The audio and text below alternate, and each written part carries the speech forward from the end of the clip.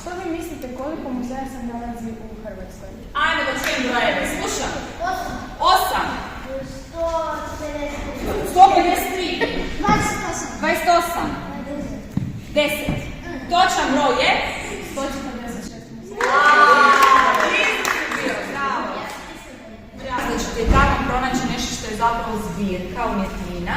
Tako da recimo ako odete u Dubrovnik, onda ćete posjetiti lijepi, prekrasni samostan Franjevca koji zapravo skriva jako puno blaga i na kraju krajeva i najstariju ljekarnu. Prema tome možete i u samostanima vidjeti neke važne zbirke. Hvala Lorena. I na kraju nam dolazi još Ana.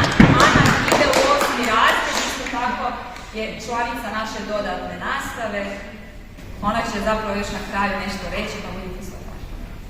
Znate li zašto uopće postavljamo neke izložbe? Zato da bi se prisjetili prošlosti. Dobro. Zato da bi vidjeli kako su naši preci.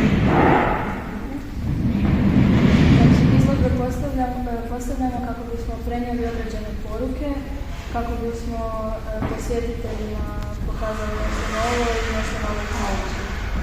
Odlaskom u muzej možete razviti neke interese, na primjer za povijest, znanost, glazbu, modu. A znači li što stavljamo uz izložbeni predmet?